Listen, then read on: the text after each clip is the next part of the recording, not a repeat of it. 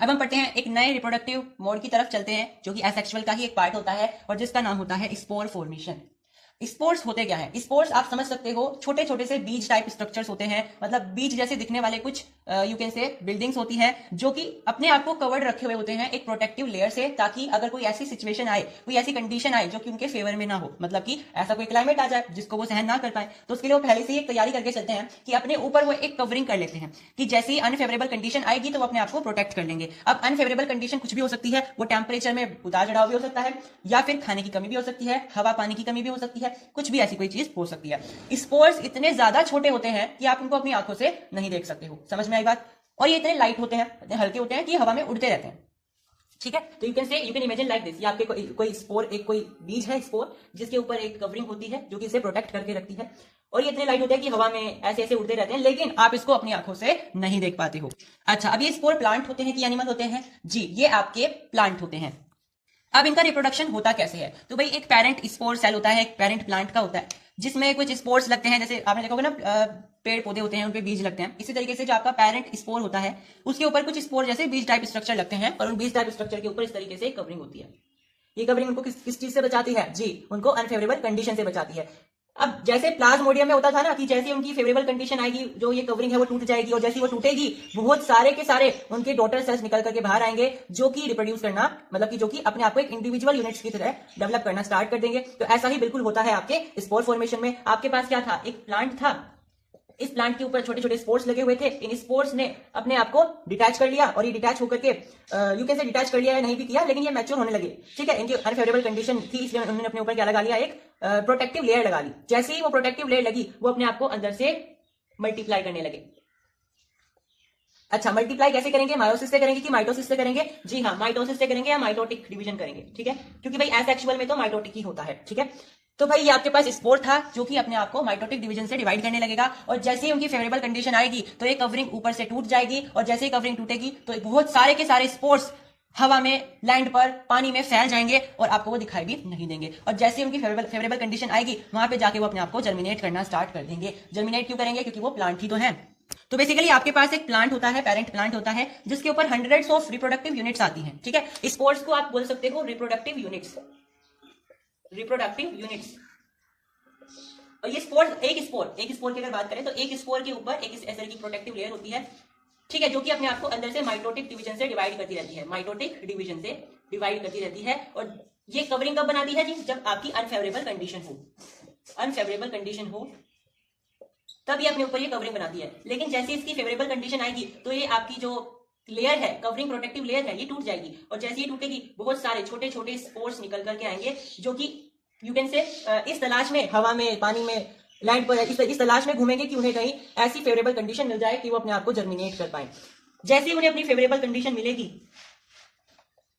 कि वो जर्मिनेट हो पाए तो वो जर्मिनेट करना स्टार्ट कर देंगे। जर्मिनेट करने का मतलब है कि जो सीड है, ये जो स्पोर्स हैं वो सीड्स ही तो होते हैं, और वो सीड्स अपने आप को जड़ा लेंगे। जड़ाना समझते हैं कि उनकी जड़ निकलने लगेंगी, और जड़ जैसी निकलेगी, उनकी रूट्स जैसी निकलेंगी, वो अपने आप को एक प्लांट में, एक इंडिविजुअल प्लांट में कन्वर्ट करना स्टार्ट करेंगे। मान लो उनमें से एक प्लांट को अपनी फेवरेबल कंडीशन मिल गई है और वो एक जमीन पे आके गिर गया है, तो वो अपने आप को जर्मिनेट करना स्टार्ट कर देगा, उसकी रूट नीचे निकलने लगेगी, उसकी पत्तियां ऊपर की तरफ निकलने लगेंगी।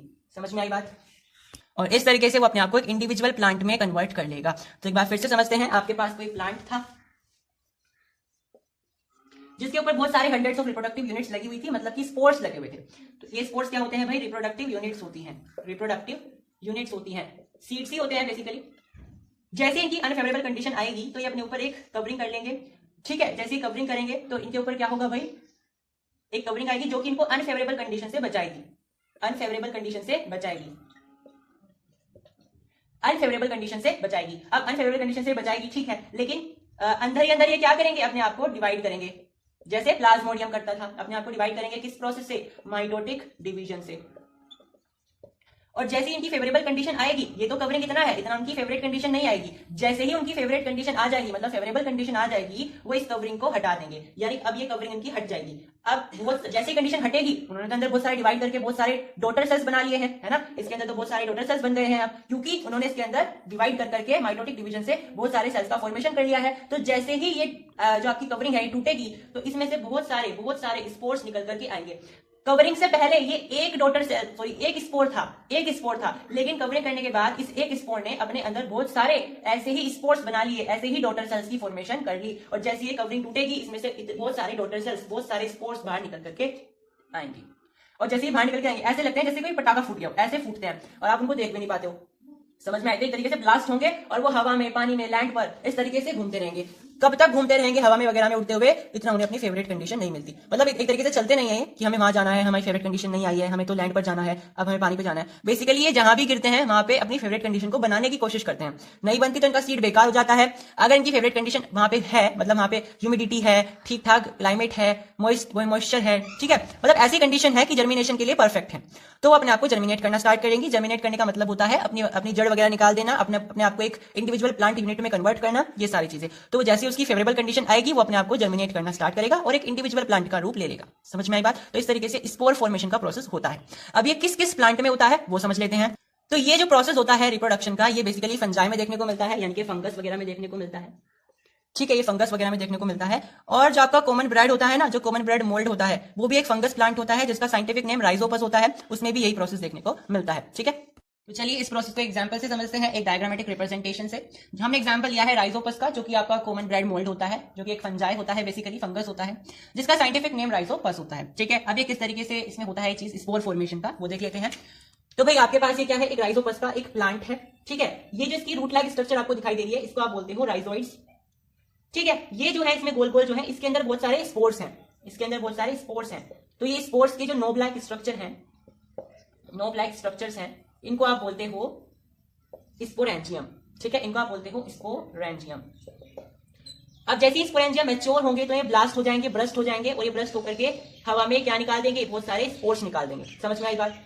अब ये रूट से कनेक्टेड होते हैं नोब लाइक स्ट्रक्चर एक स्टेम लाइक स्ट्रक्चर से, और स्टेम लाइक स्ट्रक्चर को आप स्पोरेंजियोफोर्स बोलते हो। आप ऐसे इमेजिन कर सकते हो, ये कोई प्लांट है, इस पे कोई फल लगा हुआ है, उस फल के अंदर कोई बीज है, तो फल को आप क्या बोलोगे, स्पोरेंजियम बोलोगे, इन बीज को आप स्पोर्स बोलोगे, और जिस टहनी से ये रूट से कनेक्टेड है उस टहनी को आप स्पोरेंजियोफोर्स बोलोगे, और जिन रूट से ये प्लांट लगा हुआ है उन रूट्स को आप राइजोइड्स बोलोगे।